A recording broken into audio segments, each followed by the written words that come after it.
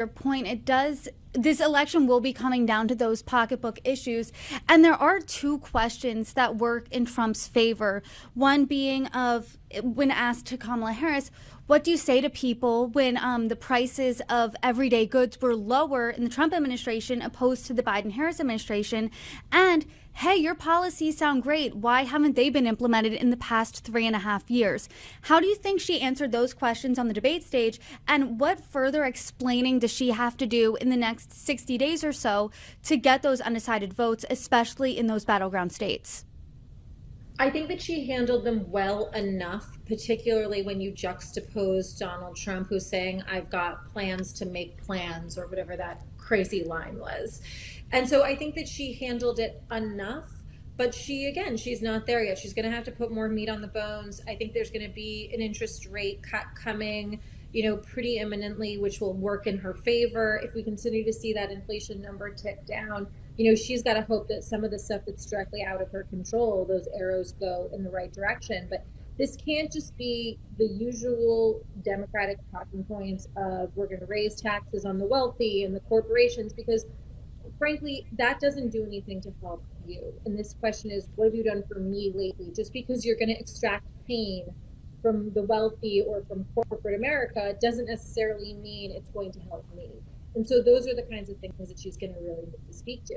And it's been interesting because you saw Donald Trump go out and say when he was in Nevada some weeks back, I'm not going to tax tips. And it was a concrete proposal that really energized people. And then you sort of saw her get on board with that.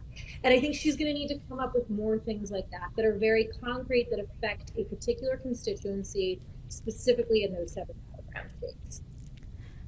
She picked up a few endorsements over the past week and a half or so, 2 being from the Cheneys, former Congresswoman Liz Cheney, as well as former Vice President Dick Cheney.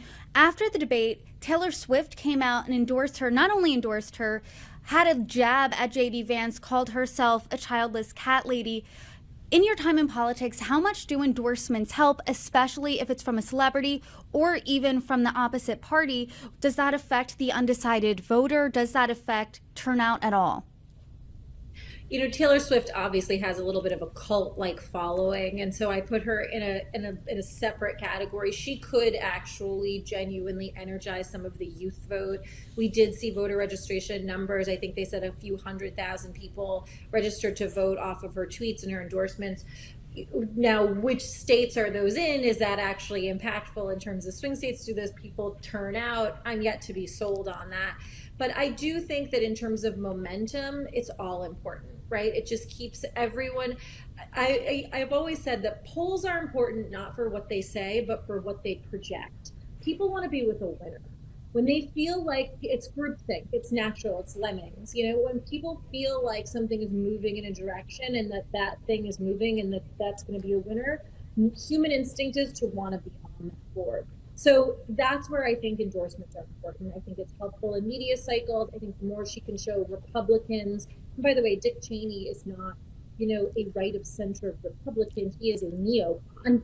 And so I think the more she can show Republicans are with her, the more it gives Republicans permission to vote for her, the more it gives independents permission to say, oh, wait, this isn't just the far left as Donald Trump wants you to believe. This is left, right, and center. I think it helps those people sort of move along. But I think on their own, they don't do that.